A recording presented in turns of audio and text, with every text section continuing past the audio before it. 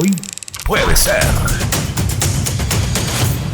Y ya está con nosotros nuestro columnista, al que le vamos a dar primero el saludo y las felicitaciones hoy en el Día del Politólogo a nuestro licenciado en Ciencias Políticas, docente de la casa, el profesor Alberto Martínez del Peso. Ese aplauso es para usted, profe. Muchas gracias. Bienvenido. Y bueno, feliz día, digamos, en esta jornada particular.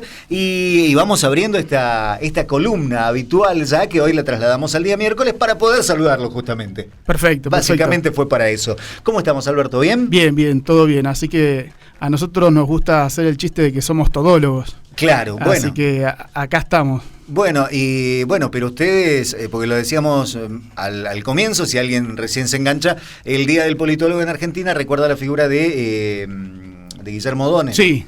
Que no, digamos, antes se festejaba en septiembre, sí, el recuerdo de Mariano Moreno, sí, y después se pasa a, digamos, a recordar y a conmemorar la figura de Guillermo O'Donnell como pilar básico. Usted sí. Le preguntaba fuera de aire, ¿se lo estudia O'Donnell en la carrera? Sí, hasta las cejas, sí. Por suerte, porque es un analista de reconocimiento internacional. O sea, es otro de los tantos hitos de la educación pública.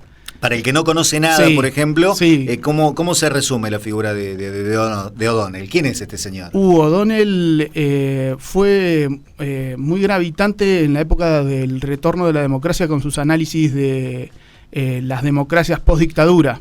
Okay. O sea, ahondó mucho en eso y dio como mucho insumo para lo que se venía, ¿no? Porque después de casi 10 años de dictadura, las democracias tenían todo un gran desafío y bueno, de hecho, en conjunción con eso, ahí se crea en la UBA la carrera de Ciencia Política, que lo que estaba inspirado era en crear cuadros que lograran llenar un vacío en relación a lo que había dejado la dictadura, que había sido ocupado básicamente los cargos por miembros del ejército, claro, Fuerza Aérea, sí. Fuerzas Armadas en general, y entonces ahora con el retorno de la democracia, ahora no, en aquel entonces, con el retorno de la democracia lo que hacía falta es personal capacitado para que pueda cubrir los puestos clave, gestionar, digamos, el Estado. Exacto. Y aparte en una matriz de valores democráticos, ¿no? Ese era el desafío y ahí se creó en la UBA la carrera de Ciencia Política por el 83, también un legado de los radicales, otro de los tantos que tiene la educación pública, así que ahí el colega O'Donnell junto a Oslak, que es así como un tándem Gatti Chávez, así bien. Es como van de la mano. Balbo Batistuta. Claro, una cosa así, por suerte nos nutrieron a lo largo de toda nuestra carrera y lo hemos estudiado mucho. Yo he llegado a dar a Oslak acá en la UNDEC y los alumnos me han odiado un poco. Bueno. Pero después me han reconocido que aún haciendo estudio de posgrado, cada vez que tienen que ver al Estado, tienen que ver a Oslak y a O'Donnell. Así ¿viste? Que algo dijeron. ¿Viste? No te quejé. Sí. Pero bueno, hablamos de actualidad y tenemos tantos cambios que ya no sé, la verdad se me van cambiando las figuritas, ya no sé cuál es cuál, pero Gabinete Nacional para el futuro gobierno. Lo único que tengo como certeza, hasta esta hora por lo menos, es que Toto Caputo es el ministro de Economía. Sí. Porque lo dijo Milei cuando llegaron de Estados Unidos. Dijo Luis Toto Caputo es el ministro de Economía. Ok, lo vamos confirmando. Pero ya antes había dicho de otras figuras que estaban en tal cargo y después no estuvieron. Sí. ¿Cómo ves la conformación de este gabinete así como viene? Con bajas, con nombres confirmados, con otros que no tanto. Claro, como para no hacer un raconto de noticias, no caer ahí en el de dijeron después lo otro, leí que, vamos a tratar de analizarlo un poco desde la ciencia política. El primer nivel sería que, bueno, cada vez que hay un balotaje, las dos figuras tienen que apelar a ese gobierno de coalición porque lo que necesitan son los votos de las otras fuerzas que no entraron al balotaje. Claramente. Entonces hacen un llamamiento a la unidad, al gobierno de coalición, bueno, que es lo que hicieron Sergio Massa y Milei, que dijeron que más allá de las ideologías, si había alguna persona que resultara útil para su gobierno, lo iban a incluir. Pero eso sería una coalición, sería algo en donde la persona entra al gobierno a cumplir una función, pero acá lo que se estaría viendo es más como un estilo de sociedad, porque a lo que estoy apuntando es, en democracia, que es lo que veníamos hablando, el ministro de Economía es casi el ministro por donde pasa el 90% de la gestión de un gobierno. Claro. Y que el ministro de Economía, que además era supuestamente el fuerte del perfil de Javier Milei, pase por la fuerza que fue derrotada, ni siquiera en el balotaje, sino en instancias anteriores, resulta un poco curioso. En principio, de mi registro es algo un tanto inédito, de que se le dé ese lugar, esa cuota de poder a un miembro que en realidad viene de otra fuerza política que en su fórmula fue derrotada 2 veces. O sea, claro. Larreta, Burrich, ¿no? Cuando se fueron las PASO, el que quedó afuera fue Larreta. Y después fue derrotada Burrich y después fue derrotado Massa. Entonces, ahí se da un dato curioso. Y después lo que podemos empezar a hablar es un poco de la historia también, de cómo llegamos acá, al presente. Un colega el otro día en un almuerzo que es de la biología me preguntaba como, bueno, pero ¿y de dónde sacan ustedes los elementos para hacer un análisis? Que no se escucha, así que acá le va un guiño. Y bueno, yo le respondí, bueno, de la historia. Bueno, la historia de Argentina de lo que nos habla es básicamente de ciclos, que es lo que coloquialmente charlamos en las mesas de café, que se dice, lo que pasa es que acá en la Argentina viene uno y hace una cosa y después viene otro y hace otra. Bueno, esos son ciclos en donde básicamente a partir de los 50 para acá por lo menos, se dieron 2 modelos en disputa, que es el del mercado interno industrializador, que lo que busca es expandir el mercado interno, subir los salarios y que por demanda nacional, o sea, de los trabajadores, de los ciudadanos, como lo quieran caracterizar, impulsa la economía. Y otros gobiernos que abren un ciclo de ajuste del gasto, endeudamiento, congelamiento de salarios. Bueno, nosotros a Caputo ya lo hemos visto en otro gobierno y ha sido el de Mauricio Macri. Por eso es que digo que es un poco curioso este caso que se está dando en un presente que en general tiene rasgos inéditos, así que viene a ser uno más de la actualidad. Entonces, el ministro electo actual, o sea, a que va a asumir, ya lo conocemos que era el de Hacienda, si no me equivoco, porque en el gobierno de Macri se dividió el Ministerio de Economía en 2. Bueno, Caputo fue el encargado de gestionar, digámoslo así, todo lo que fue el ciclo de endeudamiento del gobierno de Macri. Ahí hubo hitos como el de el endeudamiento por 100 años. Sí. Entonces, si analizamos la figura de Toto Caputo, no nos queda mucha margen para la duda si ya nos basamos en la historia y en su perfil y en lo que ya pasó con el gobierno anterior, qué es lo que se viene. Y algo más o menos hablamos en su momento, que era que había algo que se llamaba las LELIQs y las LEVAQs, y que ahí hay un tema macroeconómico de cómo se salen. Entonces, creo que también nos están mandando un mensaje a partir de, sí, hay una cantidad de billones de pesos y por el otro lado hay un ciclo de endeudamiento en puerta y un tipo de cambio de moneda o de tipo de cambio que nos lleve a cambiar la moneda o cuestiones así. Bueno, creo que nos están empezando a dar indicios de cómo van a ser la política futuro. Yo no me quiero arriesgar mucho, pero creo que di los suficientes elementos como para decir, bueno, es muy probable que de las bolas de las LELIQs salgamos a través de un endeudamiento, porque de lo que se está hablando es que ya lo que el gobierno actual va a ofrecer como garantía a ese nuevo endeudamiento es el Fondo de Sustentabilidad del ANSES. O sea, hay 54.000 millones que vendría a ser un fondo que cubriría lo que en ciertos momentos el Estado no podría llegar a cubrir en lo que son las jubilaciones. Entonces ahí hay un fondo bastante importante que en general lo que se habla es que es como un fondo anticíclico, que lo que hacen los países es tener eso para cubrir cualquier problema que pueda llegar a haber grave y que después se repone. Bueno, en estos ciclos de endeudamiento y de idas y vueltas en general, esos fondos han sufrido bastante.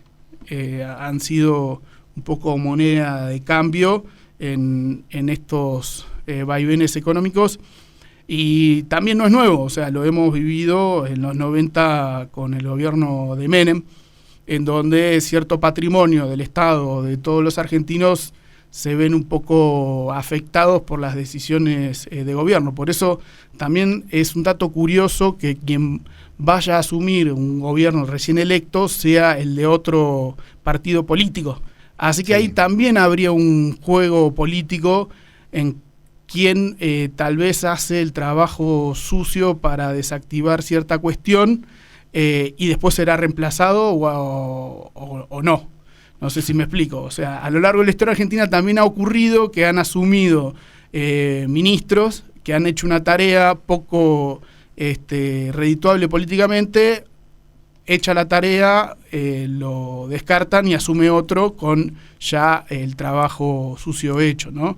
Se menciona mucho a Remeslenikov o en su momento a Labaña, o sea, para hablar no tantos años atrás, en donde la especificación de la deuda en pesos, cuando salimos del 1 a 1, y que se fijó un tipo de cambio de 3 a 1, bueno, ahí hubo una licuación de deuda que había en dólares, y bueno, y se la pasó a pesos y obviamente hubo perjudicados.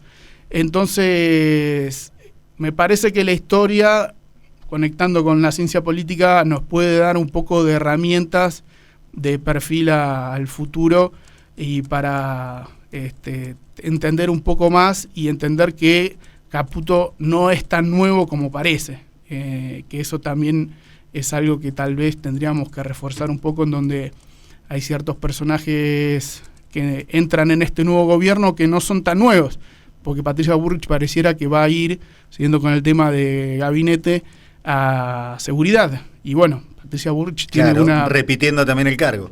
Una prolífera carrera política de los 70 para acá, que ha pesado en la campaña, pero que básicamente ha ido desde el gobierno de la Alianza, donde hizo el recorte del 13% de jubilados y empleados públicos, pasó por el macrismo y ahora estaría en el gobierno de La Libertad Avanza. Así que ya siguiendo con la línea, no solamente es el ministro de Economía quien entra a jugar en el gobierno, sino que entra el ministro de Seguridad también, que fue candidata derrotada, y ahí también hay una cuestión para analizar, que después Patricia Bullrich, entre su derrota y el balotaje, pasó a ser como una especie de vocera de Libertad Avanza, con lo cual ahora estaría asumiendo parte del gobierno. Así que, bueno, son un tanto datos curiosos si uno lo analiza del presente, pero si recurre a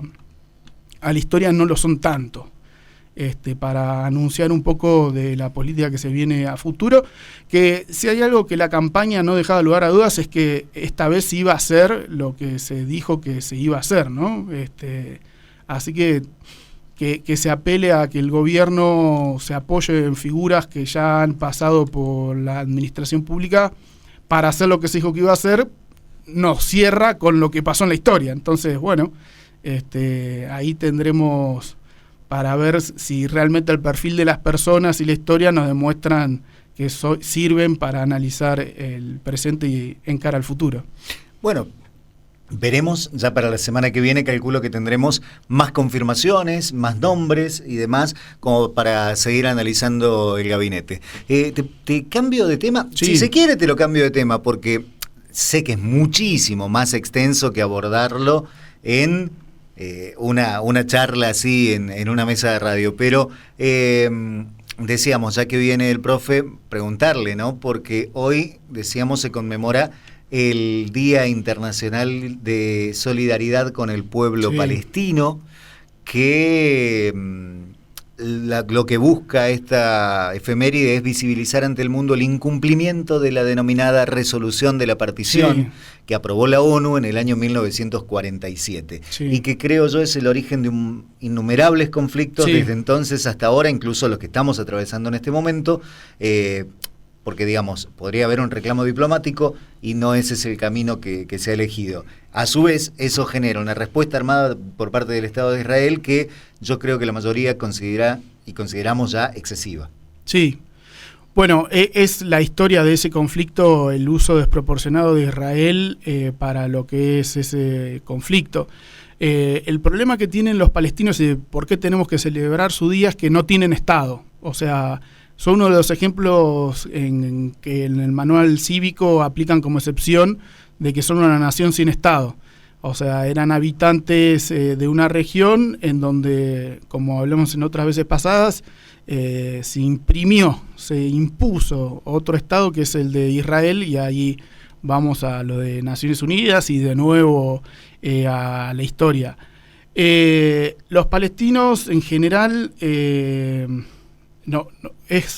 si se quiere, nos hemos acostumbrado a que sean parte del imaginario que tenemos de Medio Oriente. Como que Medio Oriente es un caldero de conflictos en donde más o menos pasan tragedias cada cierta cantidad de tiempo y no entendemos muy bien porque casi, por lo menos quienes tienen unos 40, 50 años, toda su vida nacieron con ese conflicto, pero la verdad que es de los más graves, si se quiere, de la historia moderna.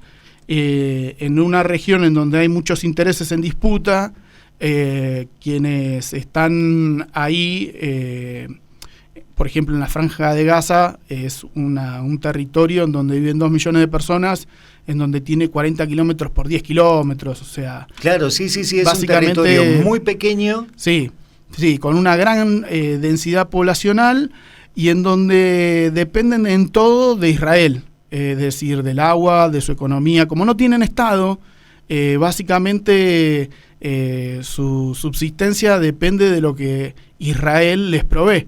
Y bueno, y después de ciclos de guerra, en donde, como hablábamos también en otro momento, pareciera ser que el emergente es un conflicto religioso, bueno, no lo es. O sea, la salida termina siendo religiosa porque es lo que termina estructurando a esas poblaciones. Es como... las respuestas se buscan a partir de la religión en estos contextos tan tremendos. Entonces, no es que palestinos e israelíes están en guerra por una cuestión fundamentalista religiosa, sino que la cuestión fundamentalista religiosa surge por un conflicto que es geopolítico. Exacto. Y básicamente esto también responde a razones de la historia, un poco también lo mencionamos la última vez, y Medio Oriente, si lo vemos, es el centro del tablero de ajedrez. O sea, si vos querés ir a cualquier otra parte del mundo, vas a pasar por Medio Oriente. De hecho, actualmente China está planteando la ruta de la seda y va a pasar por ahí. Entonces se están estructurando nuevos juegos de intereses en donde China está jugando y está extendiéndose. Hace poco se dio un cambio histórico de acercamiento entre Irán y Arabia Saudita, y se estaba dando un acercamiento entre Arabia Saudita e Israel, que están en competencia por quién es el que maneja más o menos la situación en Medio Oriente. Bueno, esas, por ejemplo, una de las causas que se le atribuye al ataque de Hamas, que inició esta nueva espiral de violencia, y que está dejando básicamente 1.500 muertos por el lado de Israel y unos 10.000 palestinos, de los cuales 5.000 son niños. Sí. ¿Por qué? Porque Israel está atacando los hogares de los palestinos. Entonces, la verdad que es una situación bastante compleja, en un mundo bastante complejo que está entrando en una nueva espiral de armamento, o sea, se está rearmando el mundo, como en otras situaciones de la historia, con lo cual estamos entrando en un periodo de por lo menos podríamos caracterizar como de nueva Guerra Fría. La nueva Guerra Fría, sí. ¿No? Pero acá lo que también está sucediendo, y por qué son los palestinos los que están pagando el pato, es que Europa está empezando a mostrar símbolos de fatiga. O sea, ya no está tan dinámica y pujante como antes. Y si se fijan, hasta es curioso, porque todos los conflictos que se están dando es donde Asia y Europa se tocan. Entonces, claro, Ucrania y Israel son como los límites de las áreas de influencia de los dos continentes, en donde históricamente Europa, cuando ha querido expandirse, por ejemplo con Alemania, en su momento con Hitler, invadió hacia el este, hacia claro, Asia. Cuando en otros momentos Asia fue la que se embanderaba, o mejor dicho, que tenía un proyecto propio de poder, se metía hacia Europa. Entonces, ese corredor de Polonia, Ucrania, Israel, Palestina, Turquía, siempre ha sido, a lo largo de por lo menos la historia moderna... Claro, es que es el pasillo, siempre es el pasillo. Sí. Y aparte ostenta posiciones geopolíticas muy interesantes, vamos a decirlo así. Estratégicas, por lo menos. Estratégicas para cualquier proyecto de poder geopolítico. Entonces, actualmente, por ejemplo, Rusia, su interés es Crimea, porque eso le permite una salida al Mediterráneo, y entonces constantemente todo lo que tiene que ver con la geopolítica se traduce a disputas que se terminan traduciendo a disputas militares, en donde los palestinos en la actualidad que no tienen Estado son los que terminan siendo más mancillados. Hay una solución que se habla de, la solución al conflicto es la salida de los dos estados, que supuestamente es propiciar que Palestina tenga su propio Estado, y entonces eso lograría contener un poco a las organizaciones armadas que serían, según se lo mire, terroristas o de la resistencia palestina, ¿no? Según cómo lo caracterices, claro, ya te parás. Entonces, también siguiendo con este proceso de la historia, Europa y Estados Unidos en algunos momentos han tratado de que se salga del conflicto a través de la creación del Estado palestino. Actualmente está la Autoridad Nacional Palestina, tiene un lugar en Naciones Unidas, pero no tienen territorio. Claro, o sea, no tienen lo que se llama, siguiendo con O'Donnell, poder de policía, o sea, no tienen monopolio de la violencia física, sino que tienen un montón de organizaciones armadas, clandestinas, ilegales, terroristas, como lo quieran llamar, que son los que terminan siendo los que usan la fuerza, para decirlo así. Entonces, cada vez que se estanca o se avanza en una solución, aparece algún conflicto, con lo cual también uno puede interpretar un poco los intereses que hay detrás para que la zona siga inestable. Claro. Entonces, empezamos con el día de lo que es... ¿cómo es el título largo? ¿El día del politólogo? No, el otro, el de la libertad palestina. El día de solidaridad con el pueblo palestino. En realidad, si vamos tirando del hilo, encontramos que hay una complejidad, pero bueno, es por suerte que nos acordemos del pueblo palestino para no seguir normalizando imágenes que no tendrían que ser, o también para prestar atención en otra región del mundo, como Latinoamérica, que en otros lugares del mundo hace 50 años se está en guerra. Un buen tema como para abordar en la próxima columna. Sí, tal cual. Quizá, tal vez ese espejo, digamos, ¿qué no vemos cuando miramos para otro lado? Sí. Qué suerte que tenemos de ser un continente sudamericano en donde ese tipo de conflictos no ocurren. Y relacionándolo con el presente, veamos qué alineamiento va a tomar el actual gobierno, que como vimos a lo largo de la historia, los alineamientos en materia del conflicto palestino-israelí no son gratuitos. Claro. O sea, es un tema muy candente que tiene profundas complejidades y también, como vimos, profundas consecuencias. Así que también estemos atentos a eso. Profe, como siempre, un gustazo y bueno, quedamos para la semana que viene, para seguir charlando. Perfecto, gracias. El profesor Alberto Martínez del Peso, licenciado en Ciencias Políticas, docente de nuestra Universidad Nacional de Chilecito, y trayéndonos algunos temas, una baraja de temas para poder abordar en su columna política aquí en Hoy Puede Ser. Hoy Puede Ser.